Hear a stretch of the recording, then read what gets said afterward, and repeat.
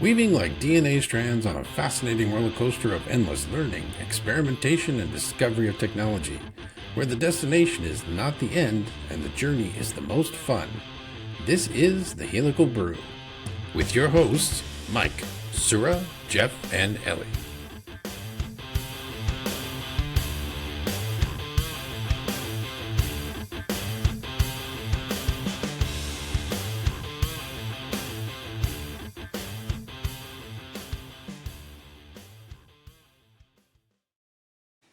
Welcome, everyone, to episode 4 of the Helical Brew podcast. We're glad to have you with us, the Brew Crew, as we call ourselves sometimes. We are now available, if you didn't watch previous episodes, we are available on both Spotify and iTunes under Helical Brew. Or if you just want to use a URL, that's okay too. We're available at helicalbrew.com. I'm just getting back from a trip, so no hotel room. Happy about that. I can do this from the comfort of my own place with my own nice setup and not have to come up with clever ways of setting up a camera and an iPad in a hotel room. So we're glad to have you with us. I think we've got some interesting things to talk about. We're really going to focus on one thing, cloud architecture and how that's coming up in our industry, not just in lab automation, but in general.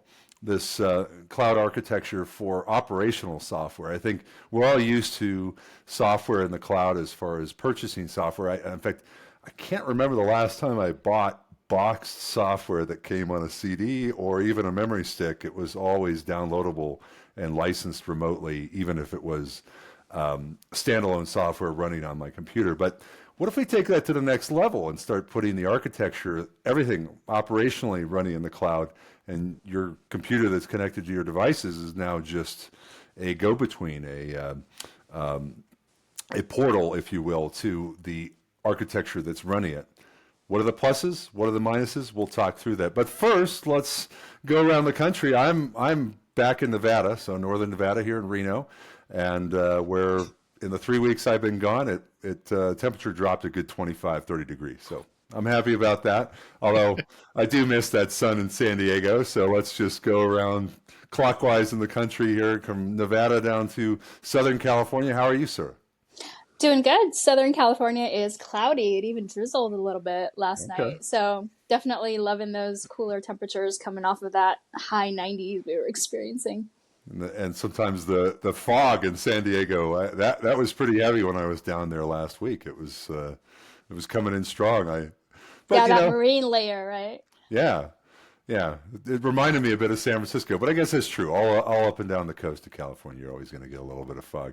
If we get fog, it's usually some crazy temperature inversion here in the valley. Or fire. Or fire. Yes, that we had. That was problematic. Well, good to hear. Elizabeth, how about you? Heading up into Ontario? Yeah, we are doing okay. Pretty cold now. We got like very, very cold temperatures today in the morning. So it's getting closer to that time of the year when everything gets frozen. Definitely not enjoying that myself. I prefer warmer temperatures in the summer. But I just came back from Boston as well. It was a good trip. Good temperatures there, beautiful days, and we got to have for the LRAG actually a very nice day. People came over from everywhere and lots of conversations, full floor, lots of vendors, so really exciting time over there in Boston. Yeah, it was really an LRIG kind of week. I saw your team in San Diego, and you were working the Redisoft booth there from Boston, and caught it with Sura as well last week. That was awesome. So we a lot of the people we know, of course, over the years coming to the LRIG in San Diego, and I think did they do the one in Boston in a hotel? Or is it there is always at the same hotel. Same hotel? Okay. Yeah. The Boston Marriott. So it was the same venue, but I think they added some more tables because of all the interest that they have from sponsorships and also in all their initiatives, as you know, they have the talks and round tables now implemented.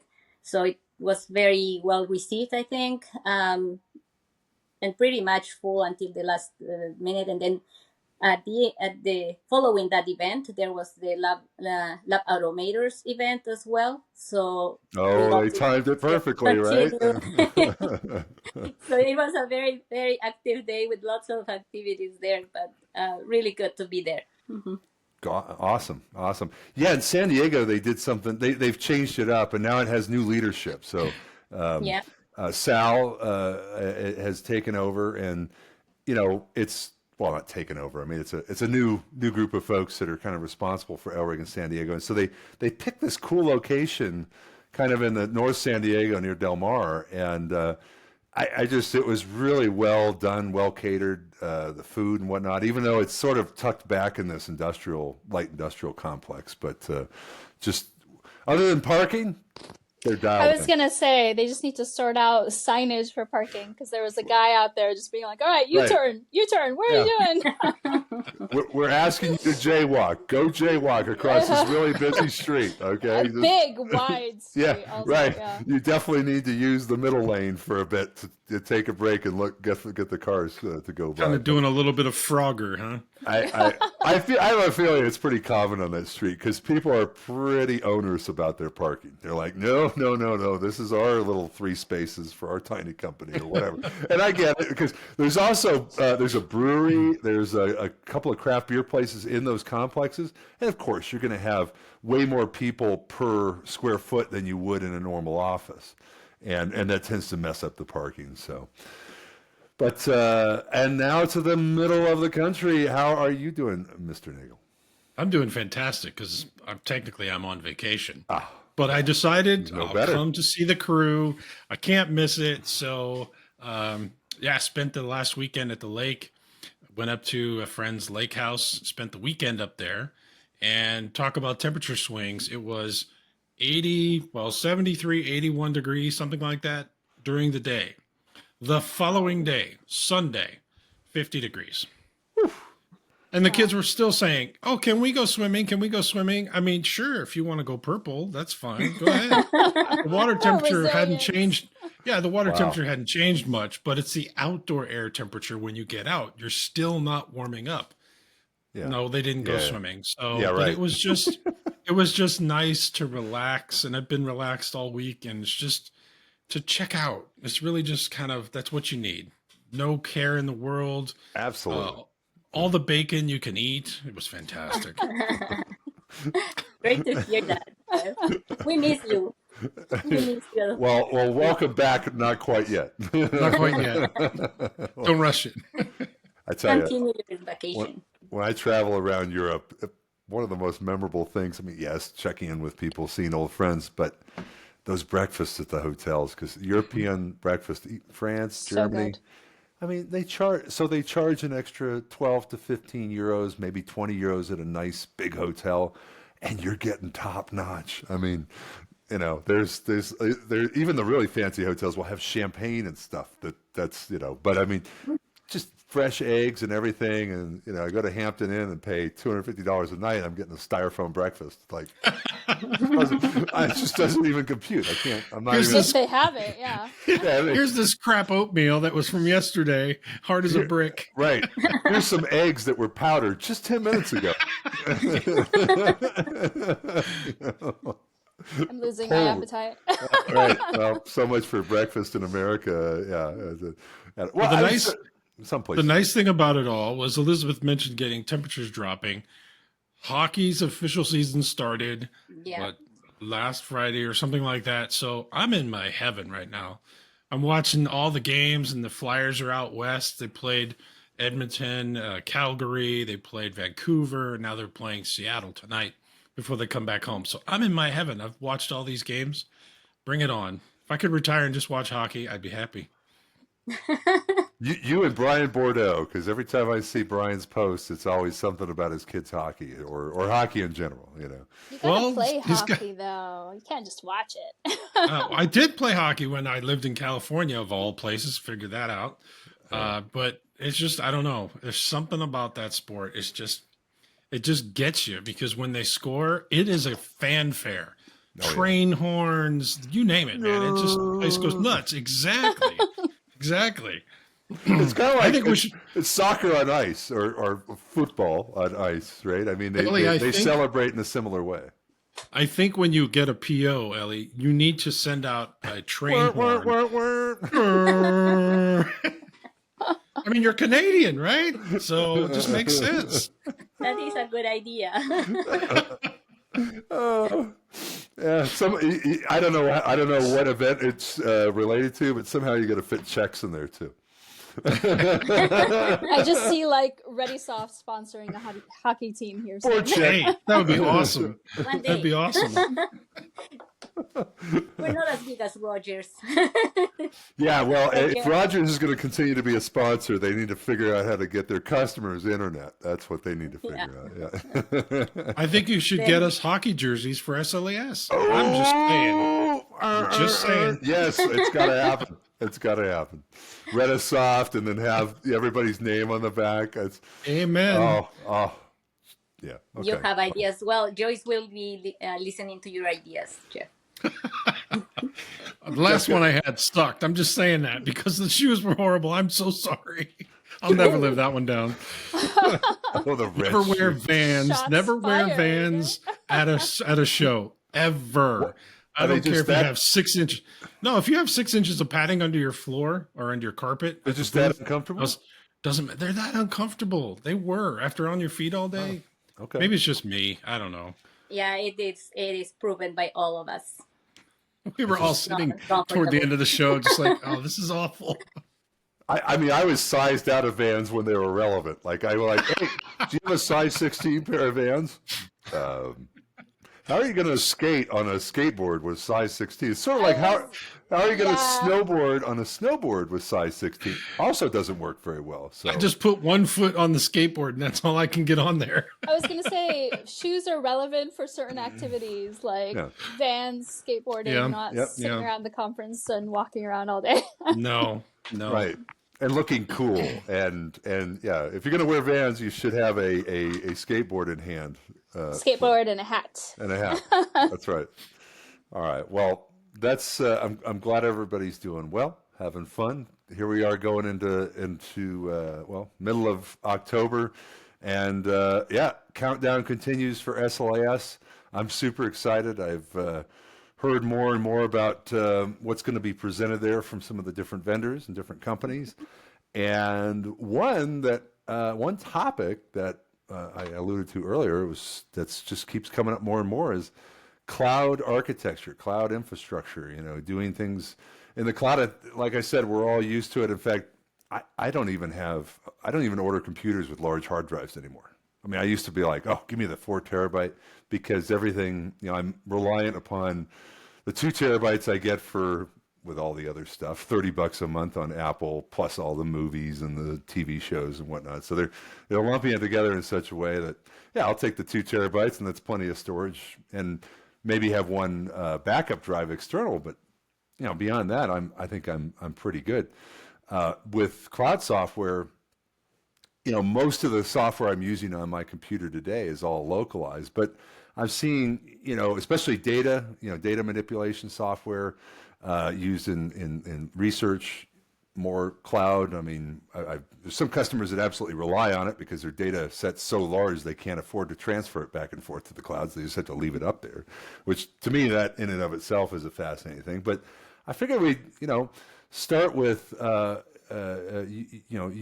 Elizabeth and you, Jeff, about, kind of what you're hearing, because I think you're on the vendor side seeing more of the requests from customers. Sort of kick off the discussion that way of, what are you hearing from customers, and where is it relevant, and where do you see, things kind of potentially going sideways? But we can get to that. We can just start with the, how is it coming up in your day-to-day conversations? Go ahead, Ellie. Go ahead. You can start it. Yeah, well, it does come up often if our software is cloud based as well. Typically, what we're finding as well when we are doing installations is that the customers don't let us even use internet connection to the main computer that we are installing the software at. So there is we had a while ago when we were on Genera 5, we had a web interface that we promoted to several of our customers because we wanted them to be able to access remotely from any device. And we put it out there for everybody to start using it. And at that time, it was not well received. So when we moved to Genera 6, we completely eliminated that because we figured that it was not a tool that they were using or requesting as much. On the other side, they were saying we have restrictions and we cannot open the network for access remotely to our computer. And that's why we totally stopped that project and focused on, other features of Genera. But I think in the long term, what we are looking at is the subscription models that we are also getting questions from customers if they can have a different type of licensing, and that only will happen if Genera or the software is cloud-based. Okay. Gotcha. Yeah, to kind of echo a little bit of what Elizabeth said, security. It's like location with real estate. That is huge. There's been instances where the guys have gone on site and they need to have IT there holding their hand for the installation. We're talking at a client level, down at the PC level, which in the lab environment, other than intranet internally within the four walls, doesn't have any external access. So, I mean, you won't let me install the software for the people who need to run the production R&D, but you need to be here for every little thing. Whitelist this and whitelist that. And I understand it. I totally get it. The data that's coming off of all this stuff is important. It's helping you fill your pipeline. But when it becomes a burden to people doing it, then it's like, okay, how far do we take this? I would love to see on the cloud side, that would be fantastic because it allows us to get the most current version in everyone's hand. Elizabeth just mentioned Genera 5. We still have a customer or two. I don't remember the exact number. That's not relevant, but we still have customers who are using Genera 5 because it's working. I get that. And you don't necessarily want to change, but imagine you just hold on to this and we're no longer on the long-term support for that platform. So anything that they make changes on, it's all on them. So we're not going to write new drivers. We're not going to support it as far as its functionality is concerned. We've moved on. It'd be like operating on a Windows ME platform, and here we are, Windows 11, right? They're just not going to support it, and you're on your own. Yeah. So I find some that do ask about it, subscription-based, and there are definitely other models that we could consider, which make more sense, and we've seen some of them. So we'll see what happens as time moves on, but there is a lot of cloud-based software. You mentioned it, Mike, from the data perspective, that having them at individual client PCs makes zero sense because of all the data you're shoving up there anyway. So we'll see what happens. Right on. Yeah, the security thing comes up even with robots. Like I'm sort of in the subset, right? It's a TCP/IP device, but internet security just came up in a discussion about, well, the robot has a web interface, and then immediately, it has a web server.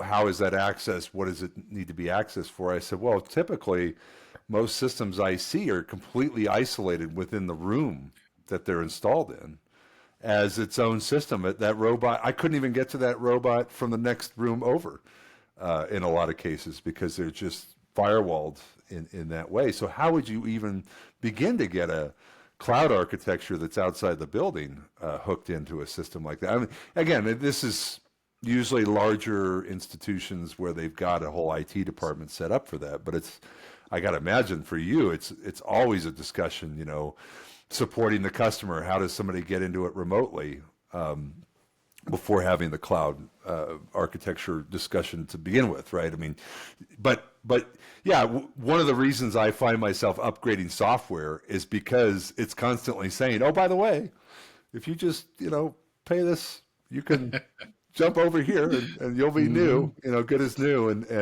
But if you're standalone and it's completely isolated, it has no way to do that necessarily. So, And Sura, you've seen it from a lot of angles as a user over the years, right? I mean, and not only from a time standpoint, how software is evolving, but now in your position, I imagine you see it even more with a unique perspective. What are your thoughts? So I guess this is a question that you can take from different perspectives, right? It's interesting to hear from like the vendor perspective what the caveats are around security, certainly, right? And there are things you can do as identity management or like data encryption for companies that want to invest heavily in it. From my experience, what I've seen, the companies that are the most successful have like self-hosted. That way it all remains within their kind of lockdown. They can control security, they can control access. And in that sense, I think it has really spearheaded the speed and flexibility which the users in that company have to access these different software modules that they've built, right?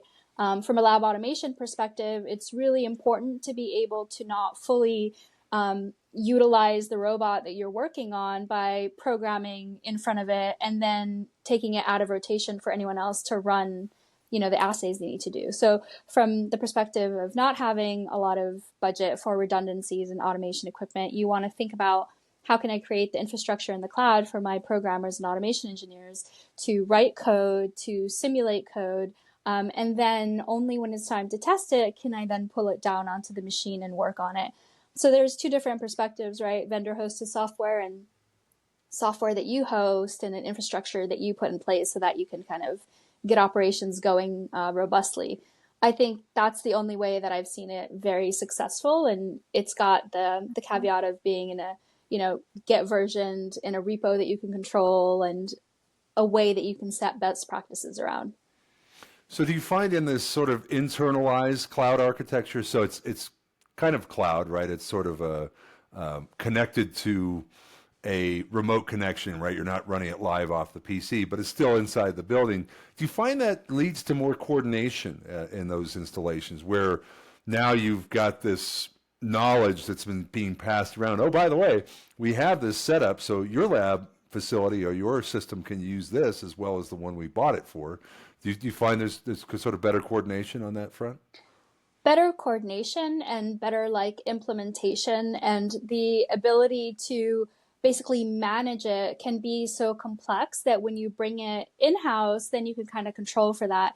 And our deployments, for example, in San Diego, make it seamless for us to understand what needs to be set up so that we can deploy to places like our Oakland site or Boston or Florida much easier. So I think there's a lot of caveats to having it that way, and our vendors that we worked with allow for their software to kind of be passed along in the latest version. Dynamic Devices is great about this, where they give us their latest version without all the clutter of a pre-install files that you don't need. We ask them for the specific files we need, and we're able to upgrade ourselves. So we're still working with the vendor, but we're bringing it into our scope and our influence of what we can kind of secure around it, which has been really successful.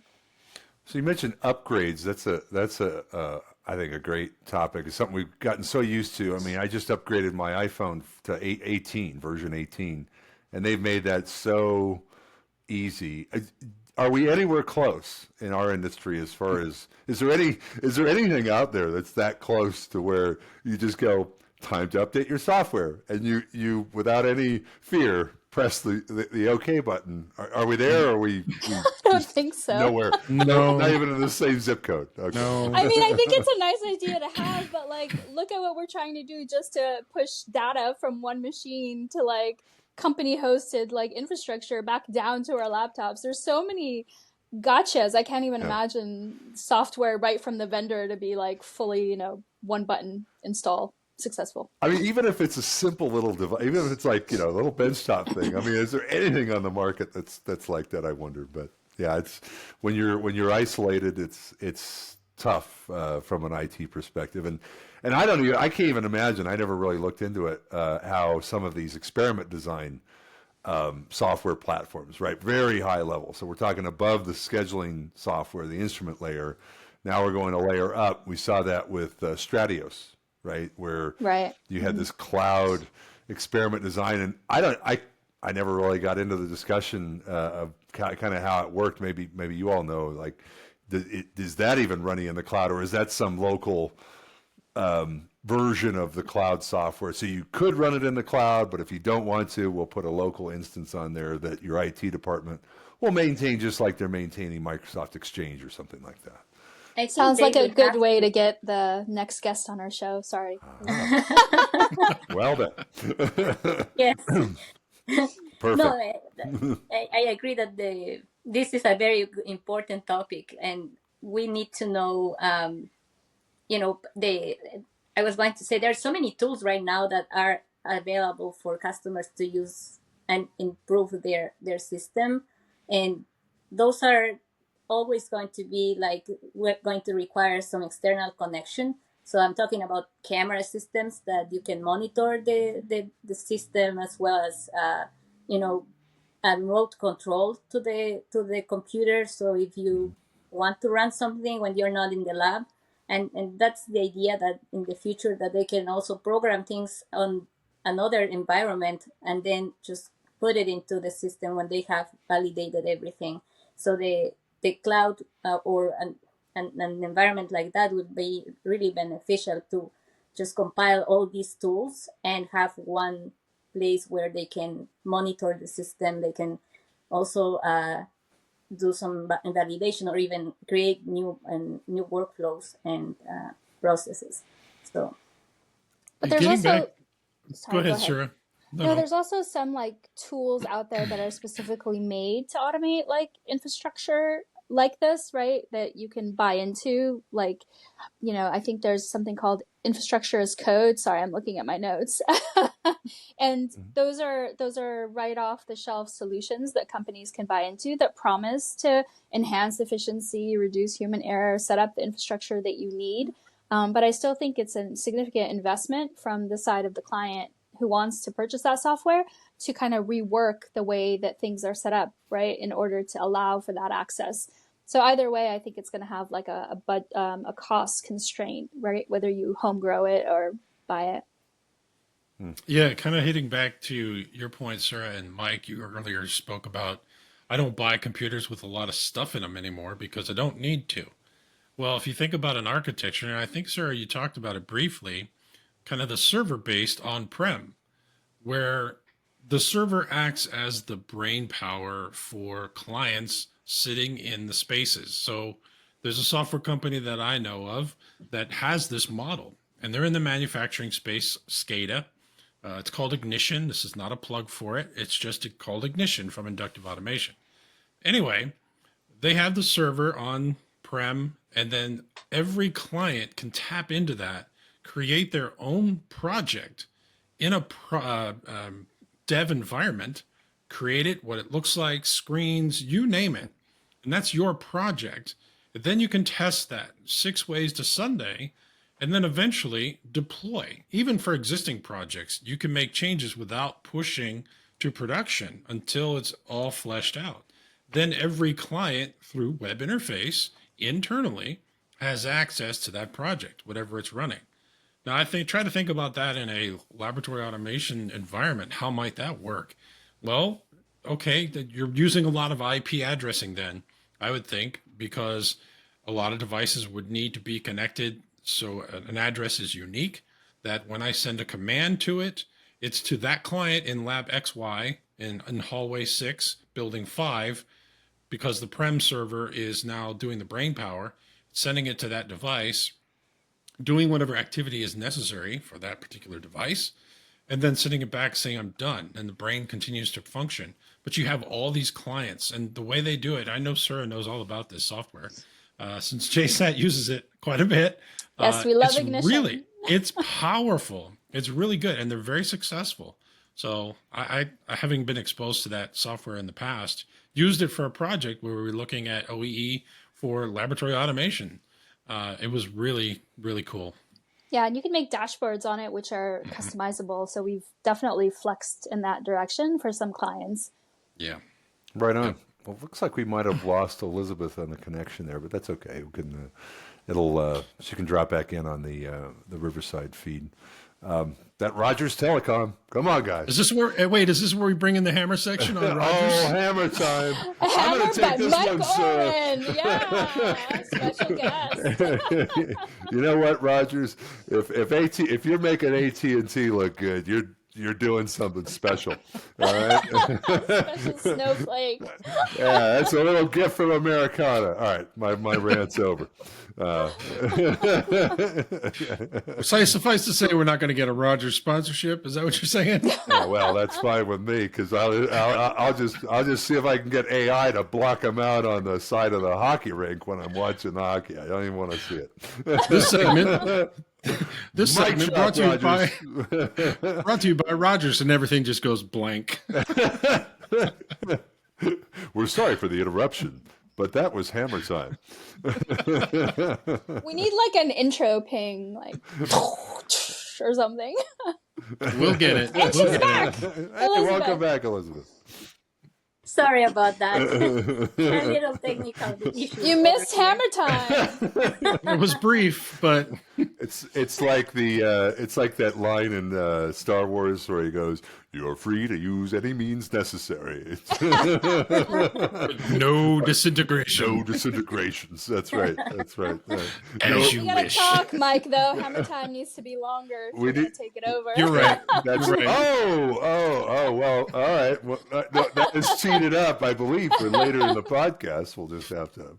All right, we'll put a 5-minute segment in there. Fine. Hammer time with Sura, Hadi. Welcome. Pre-show segment. Let me adjust the smile here. Okay. Joker. All right. Yeah, whatever you do, you're free to use any means necessary. Just don't use Rogers Telecom. Sorry, Rogers, but anyway. Sorry, not sorry. Sorry, not sorry. It's like something out of Spaceballs or something. Things that happen when you are, connecting to the internet. That's why. Oh, our guest was having a back and forth with, I can make it, I can't make it. Well, it's fine. We'll figure it out next week, I think, and we'll have a couple of next week or the following week. We may have another guest next week, so we'll see how that goes. But coming back to our wonderful topic of cloud, I think there's some of these services that, like the data, ultimately you're not going to be able to do locally, right? You just don't have the computing power, the storage environment, and we've seen that with the data manipulation, right? You've got the like Splunk, or these tools where you can basically work with things as if they're local but in the cloud, and have your own programming environment, which it always fascinates me, right? The fact that you're able to, me growing up if it's not in your building, if it's not connected to your computer, then it doesn't exist, right? It was like you'd never rely on a modem or anything like that for cloud. But now the bandwidth is high enough, you can get, like Salt Lake City is known for its fiber capacity. Like some people were shocked at Salt Lake, but it is in the center of the country, right? It's where everything kind of meets. So you could be a relatively small company and get access to 10 gigabit uplink pretty easily. And if you need more than that, you can go up. Whereas a buddy of mine who works for one of these data companies, he actually has a 10 gig connection in Redwood City out of his house. Wow. Yeah, and that's 10 gig symmetrical. Wow. Is he doing podcasts? Is that why? No podcast. I mean, I've got 500 megabits symmetrical, and I've been very happy with it. It's actual fiber optic AT&T, which I was always a cable.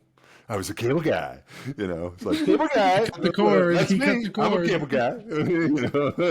Now I'm a fiber guy. Move over, coax. It's time for fiber. Yeah. No, once I hooked it up, I'm like, wow, the uplink speed, which for this kind of application is perfect. I never have issues with uploading anymore. But anyway, I digress again. In the robot world, there's just, other than maybe some software updates and that's another thing.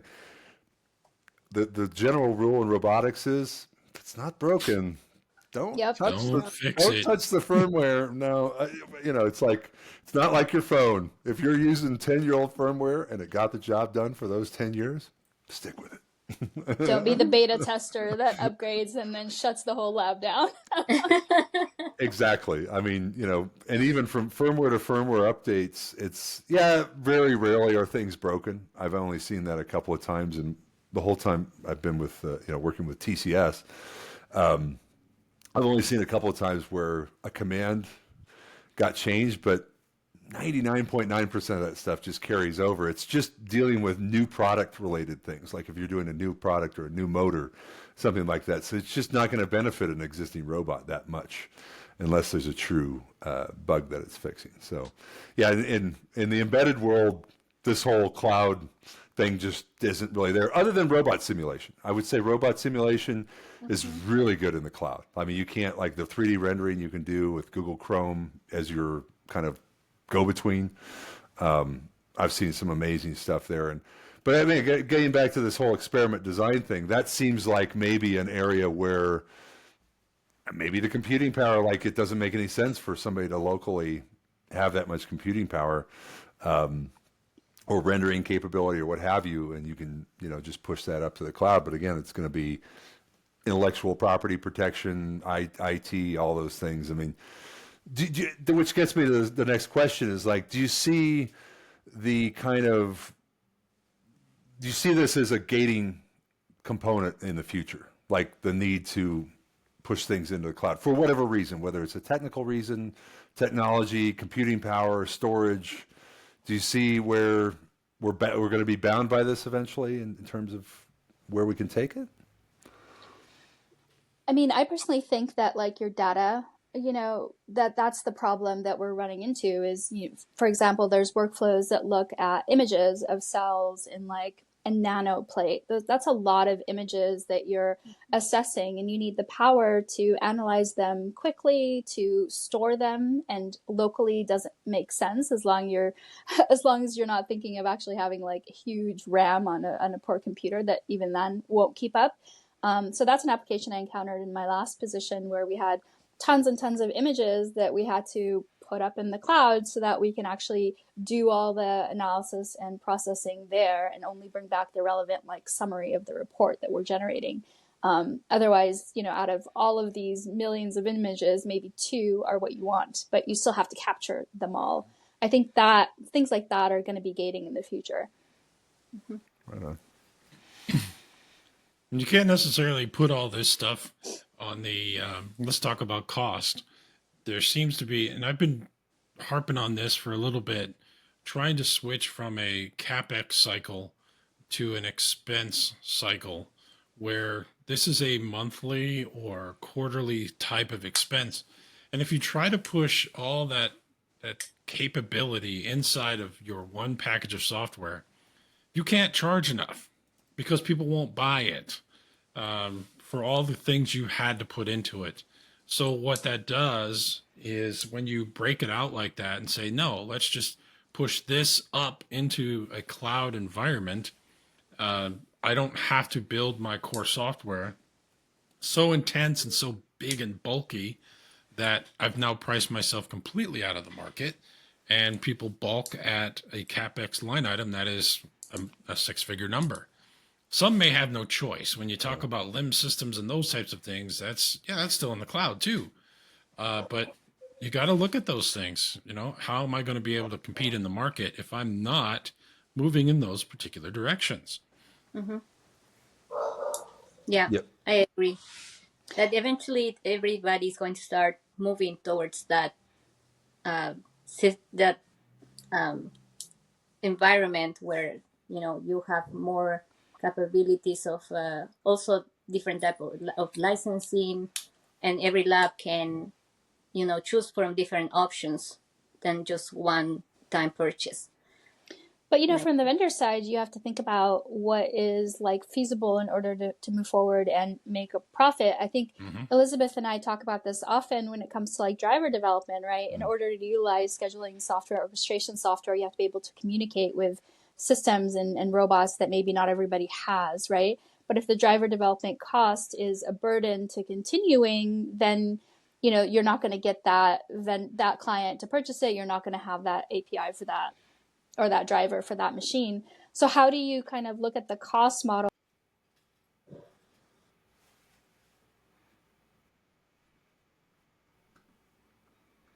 Yeah, I got you. Yeah, you're okay. I think your audio's back. Had a little audio blip there. Yeah, I find that it totally makes sense. We look at, okay, there's sort of maybe future problem, or not really a problem, but I mean it's a trend that it's interesting to see where it's making progress in our industry and not making progress in our industry compared to others, right? I mean, we see if you go into an automotive factory, it's also going to have a limited use, right? I mean, a lot of these things are very localized, real-time control networks, and I think of the scheduling software in that way too. It's sort of like programmable logic control and things like that, where look, I need the thing to run. That's the priority. The priority is not, how much data is getting in and out. Like you've got SCADA, you've got infrastructure that ties the data part together and being able to remotely monitor. But that's still not the priority. The operation, the continuous operation is the priority. And I think things like drivers are good areas to look at because they are kind of a limiting factor, right? I mean, the model in the industry, in this industry, there aren't a lot of standardized drivers. For example, I'm using a different USB interface for this headset than I used last podcast because I want to try a different one out. It's just a little, USB. But guess what? No software, no drivers. They all use the standard protocol to communicate with any Macintosh, any iOS, any Apple device, period. And they're actually, I could even extend that to Windows. That device they've adopted that standard interface for an audio device, whether it's equalization or muting or the voice processing. It does that locally, but then has a standard communication back to the computer. We don't see a lot of that in our industry. We see two devices that do basically the same thing have entirely different drivers, right? Is that really necessary? I don't think so. I mean, how much, some of these devices are going to be very unique in the data that they're going to transfer. I get that. And I have some things here that absolutely require a special driver, but I mean, that would seem like it would open the door for other development, right? Because there's so much time being spent on drivers and figuring out what's going to work and what's not going to work, which, if that weren't the case, you could spend more time on other things like, well, how can we architect this for, better monitoring over the cloud or better device communication work? Because if I know that these 5 devices are going to just plug into my software and I can move on, and then I wanted to talk about remote monitoring and see how everything, I want to be able to, check the status. Yep. It's just, you only have so much time for each project. If you're spending most of it on the drivers, you're not going to be able to spend it on much else. And I'm glad you brought up the driver thing, because to me, that's one where a lot of time being spent on drivers. I've seen that across pretty much every aspect of this industry. Yeah, and that's kind of what we touched on standardization, right? If everybody thought when they're building this stuff, how do I enable it for more? Then there would be like a standard of knowing this is plug and play, like we have in electronics or manufacturing, right? Yeah. We don't do that in our industry, and it's confusing because now we're spending tens of thousands of dollars just writing specific drivers for things that we need for this one workflow, Yeah. Imagine the feature-rich software you could create, Mike, if you were to just knock out driver development as far as a plug and play is concerned. Wow, this software kicks butt. Anyone can communicate with every device. Fine, that's taken care of. But look at the features. Now that becomes a big selling point. Not, I have a driver for X, Y, and Z where you don't. So what? Everyone has a driver for X, Y, and Z. But look at the features I've brought to the table to allow you to monitor, to run analysis on why those machines are running so slow, blah, blah, blah. All that stuff. Suddenly you're focusing on your core platform and not talking to a device. Definitely. That's where all your hours are going, to be honest. Yeah. But also as a vendor, you're competing, right, with other people in this space. And, I worked with a vendor I shall not name that we have discussed before, right, where a driver development for just an Agilent stacker, the simplest thing on the planet was $40,000. Well, then I called up Elizabeth because they had drivers for that already. So it's like you lost my business like right out the gate, you know? Yeah. Yeah. Yeah, I think that, you know, all these conversations. I'm going to say that word, future. You know, future stuff. Oh. I know I said it. The next The future generation, lab. the evolution, the you know, the next chapter in this industry. I'm not even going to say laboratory automation. It's just the industry as a whole, where you're reliant upon specific devices to make your business work.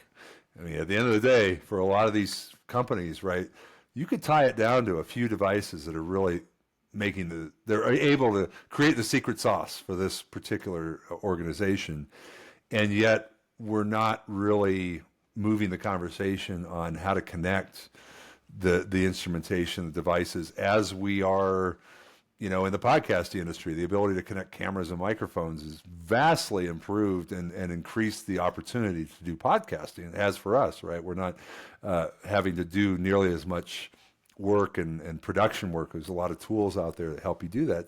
Well, same thing with these devices and the ability to connect them. I still think, you know, the industry is looking at these things as well. First step is make it a benchtop standalone instrument. Second step is make it automatable. That second step has to become the first step for that to really be driven, right? Yeah. Right now, the industry is driven by standalone things in boxes. That's just the way it is, right? And I'm just going to call it out. But I mean, the idea is the fact that you can use it, and that's what my whole career in robotics has been around, just taking that isolation out and just having something that's common, right? That you can plug in anything and use the same interface across 20 different machines, and not rewrite a thing. If you know, you might have some usability things you might want to change in the UI, but other than that, you're not having to touch it. So I'd like to see the industry, you know, move in that direction. There's some big companies, you know, could make that, you know, change, not overnight, but pretty quickly. I think if they decided, you know what, we're going to have one driver for all of our devices, one driver stack, right? And then you just work with that, and then and you pull the bits of data that are important to that. Yeah, and I think that's what Sila is looking to do. Exactly, and they've done a great job of it. It's a great starting point. It needs to go further. It really does. Yeah, that's exactly the vision. So later on, when every device is developed in a Sila interface, you can connect it to whoever has that Sila package, or I don't know how to call it, but that's the idea. But it's really taking time, and for all these years that I've been in the industry, seeing like the different, you know, type of devices, it's so difficult because everybody develops in a different type of configuration and connection as well, and API. Everything changes from one instrument to another, even from the same vendor. I don't see a way that at this point it will be that easy to move into the next phase, as long as everybody in the community is engaged, and in the technology community is engaged to push this and really make it happen. Because like you say, one thing is make it easier for all the customers, so they don't have to worry what device they're buying. They can just hook it up and automate it. But on the other side, they're trying to monetize on all of these things. So oh yes, the monetization drives a lot of what we see today, right? It's yes. Even, you know, APIs that have to go through a particular piece of software that you have to buy. You know, it's all this stuff. I see that with the mass spec industry, right? There's a lot of these 100%. bundles, right? Yeah, it's like get a bundle. You know. What you were saying, Mike, though, initially, I feel like I wish I had like a ring or like a bell or something. Like definitely hammer time. Can we normalize like equipment being automation ready without a jump in price point by like 20 to 50 grand? The same equipment, just because it's automation in the title, suddenly I'm paying a ton more.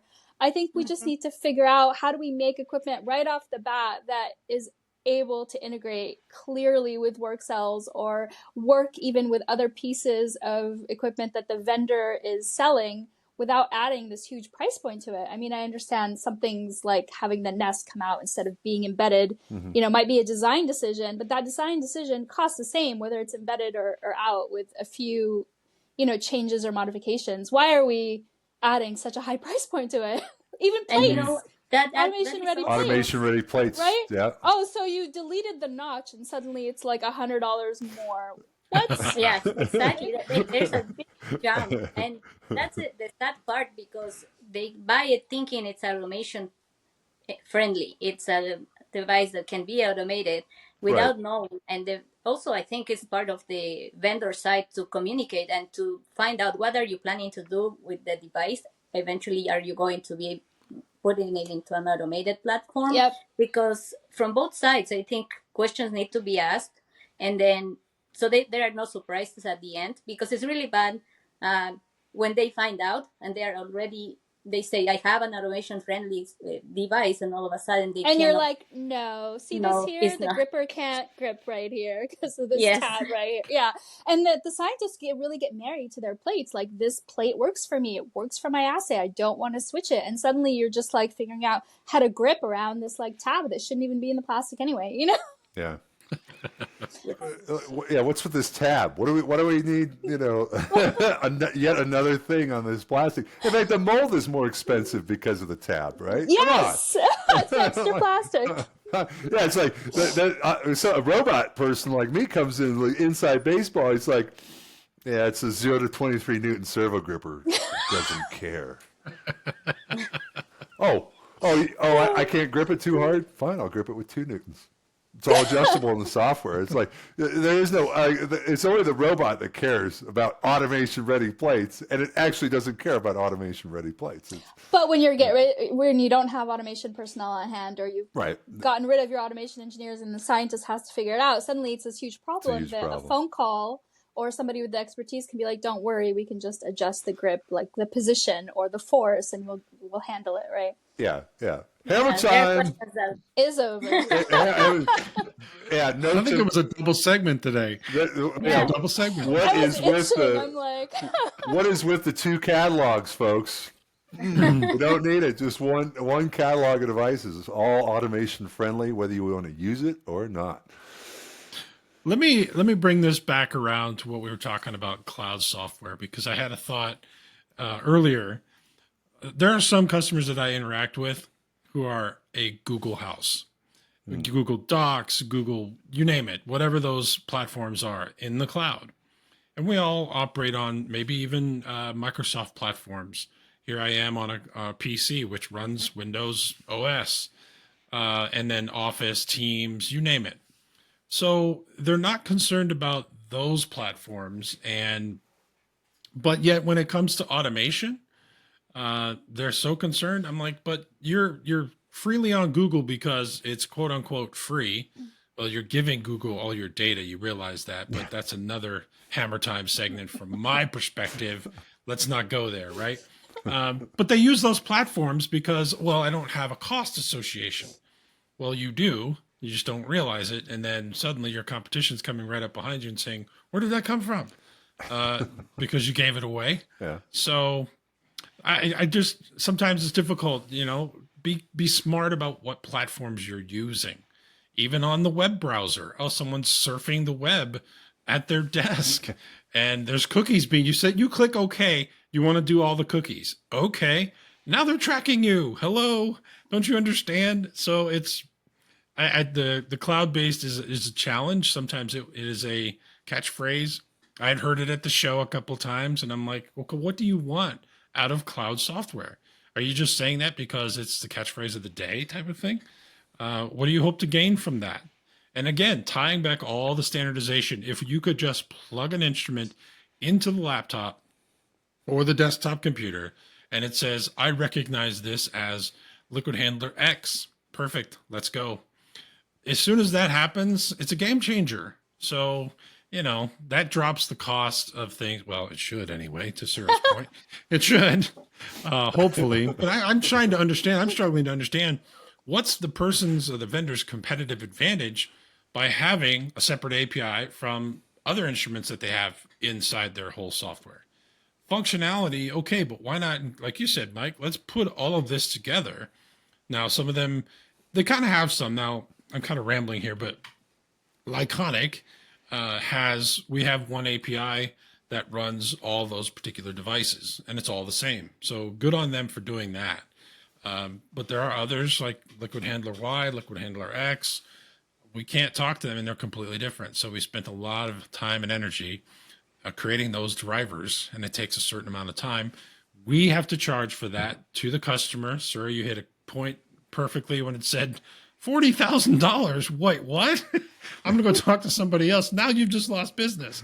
Doesn't make sense. So standardization. I knew we were going there, and I'm like, here we go. Oh yeah, from cloud to standardization. And I think the cat in the background of Sura's camera was playing out the mind of a lot of scientists trying to go, should I? Oh, and this whole pinball machine that they could the drivers work, or should I sit on that windowsill? The automation. No, screw it. I'm out. All right. So We saw the decision bubble. I could see like, oh, as Jeff was talking, it was just like perfectly illustrated. In the background. Yeah, I'm out. You know what? I'm just going to do what I was doing. At least the dog behaves, you know? I looked at that automation. That was great. But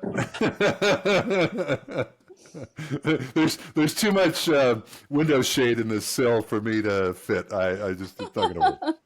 I just want to grab the hands of other Right. or not Come on vendors, in. but other people in our space. Take them to a completely different show. Yeah. Outside of the SLAS and the L rigs, step outside your world, man. Find out different things that other industries are doing, and your eyes will become open for sure. Oh yeah. It's usually mandated, right? Like they're following like a recipe of what works, what's worked in the past, and then kind of keeping a bare minimum eye on what's trending and what's changed. There are some companies like, you know, Mike and I were talking about this, out of the box thing doesn't work. They know this. They've gotten feedback. Nothing's changed, right? It's just not only stepping outside of their own world, but rethinking their whole entire approach to how they're servicing the automation industry. And I think that kind of innovation needs to happen at the leadership level, where you're actually looking for that insight from the people you hire. Yeah. You hire within, they're going to have the same mentality, same ideology. And going into a booth, like you said, Jeff, at another show, I go into like Automate or something like that, you know, an integration show. I go into one booth. I could. There's 50 different sensors being used in this machine. I can take all 50 of those sensors out, go over to somebody else's booth, and have high confidence that every one of those is going to work with their control unit as well. You know, and they're all talking the same language. They're different brands, but they're all, you know, if I get the one that's, you know, speaking the same language, it literally means it speaks the same language. It's plug and play with any other supporting controller. We don't have to get all the way there, but it would be nice to get even 60%, 70% of the way there. I don't even feel like we're over 20 at this point in terms of.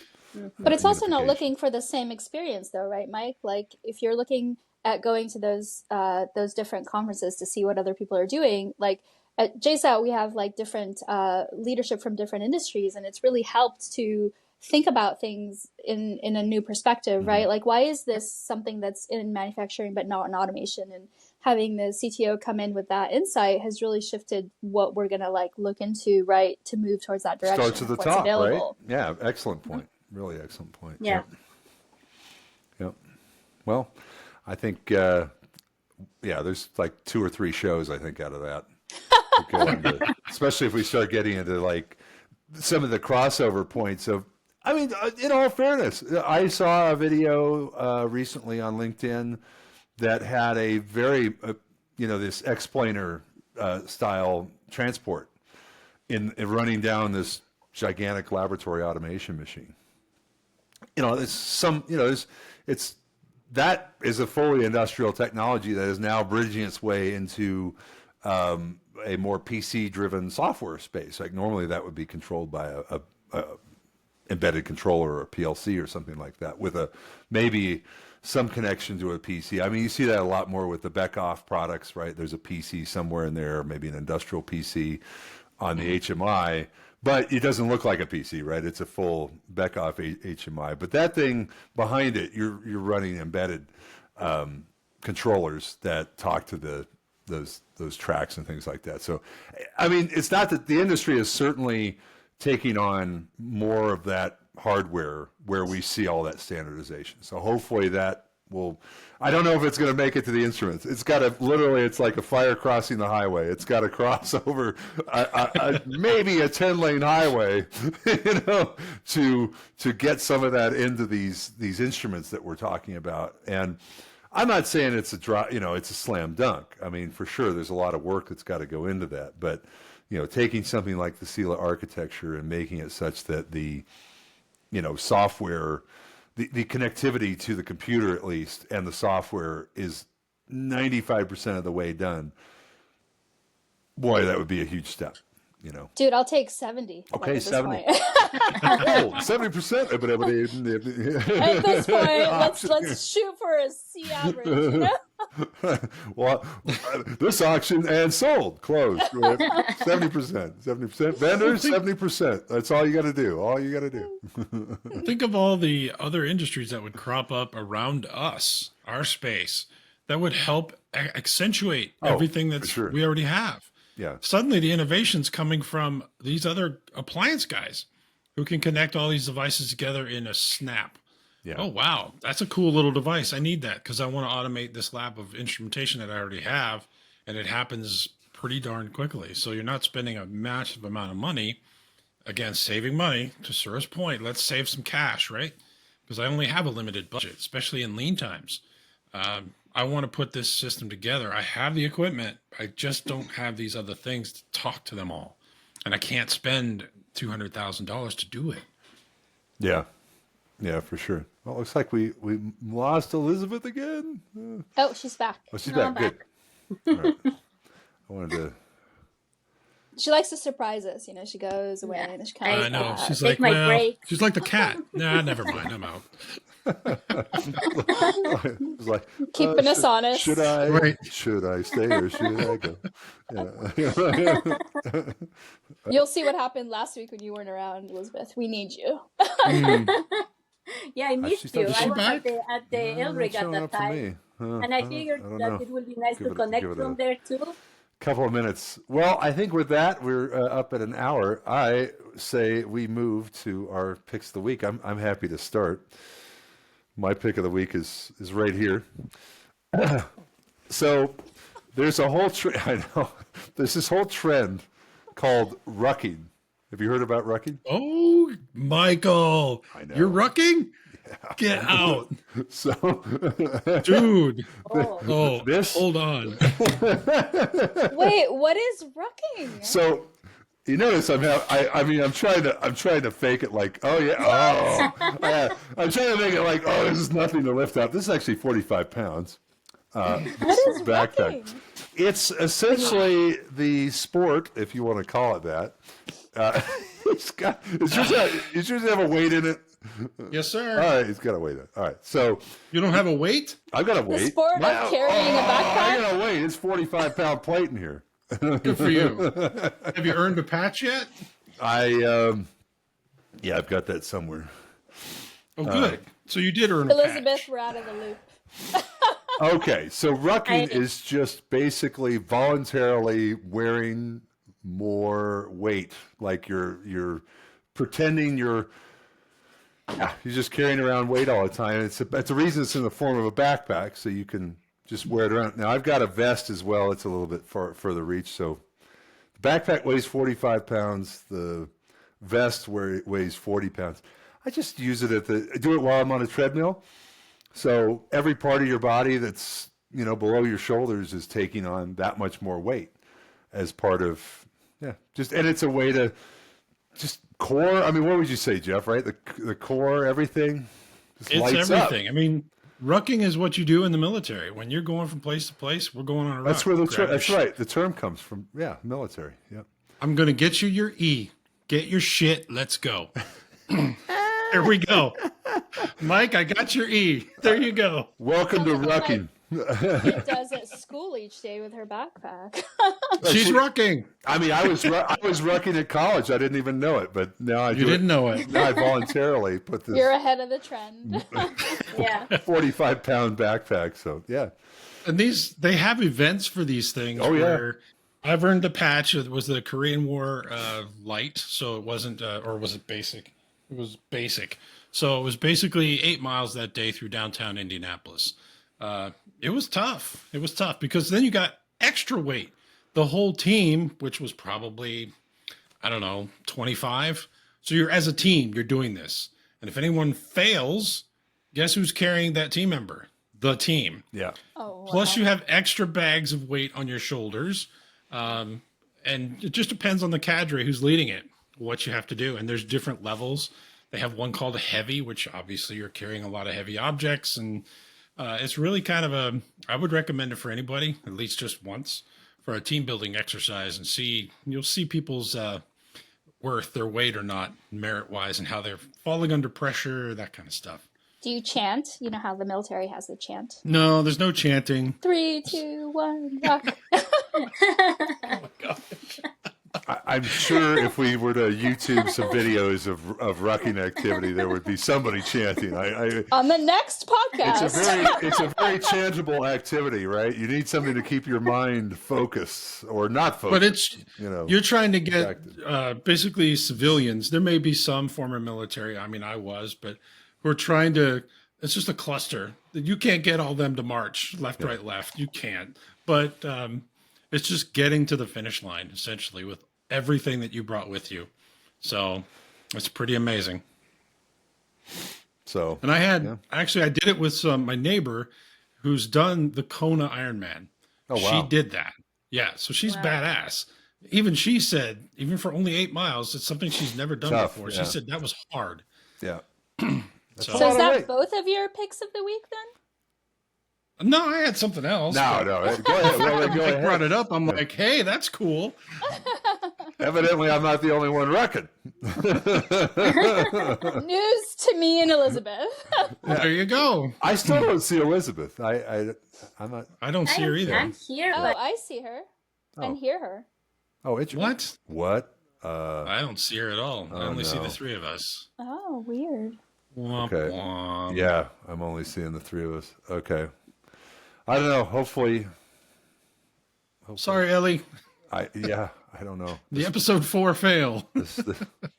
I'm on mobile though. Maybe that's why. Maybe, yeah. Huh, I don't know. So Jeff, do you have a pick of the week? Yeah, at this point, I've got the Ruck. Thank you, Mike, which I didn't even think about. That was cool. I'd mentioned in episode that's coming out next, I think it's 3. Yep. I'd mentioned a book I was going to get, but it was about wearables, those types of things. And ta-da, I got the book. Oh, So I okay. bought that, Dr. Casey Means. So I started that. A lot of science, mitochondria. And I'm like, whoa, hold on. But she's going deep into the cell. So I thought, seriously, I was like, okay, the girl's not playing. She's covering it for sure. And then I also I'm in the middle of 2 books. This is how I work. Sometimes I pick one up and then the other one sits I'm for a usually while. in the middle of 3. Exactly. And then I've got this one, which I don't know where I found this, but I think it was at Costco or something. I thought the title was interesting. Overruled. Is it backwards for you guys?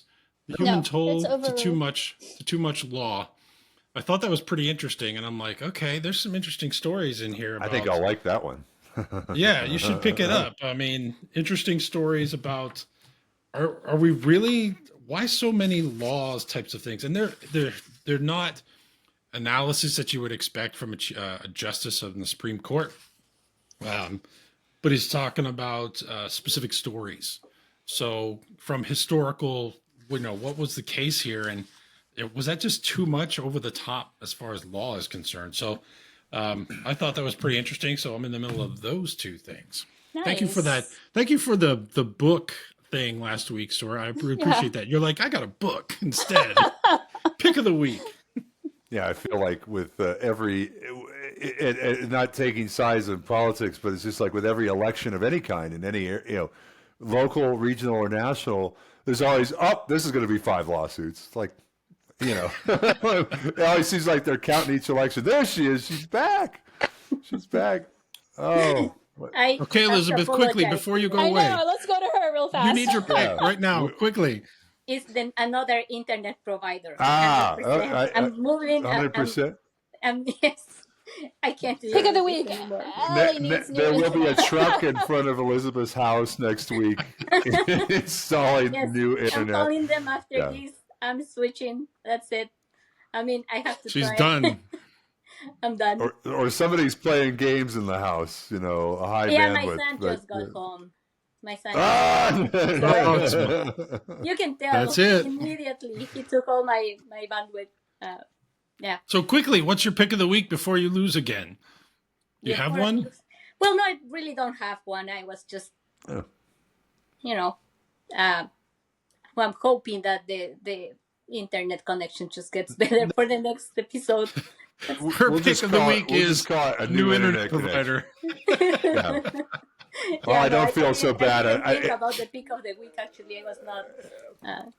Not that I ever felt bad about it, but now I really don't feel bad about throwing Actually, Rogers under one the bus thing on this that- one. Just No, Messing with our thing that I podcast. Sorry, don't Rogers. have with me. I don't have here with me because it's at the office. But it's the Certus Flex, which we are just starting to use the dispenser, Certus Flex. So it's really a very, very interesting device. Really looking forward to show it to more people and to bring it to the show to SLAS.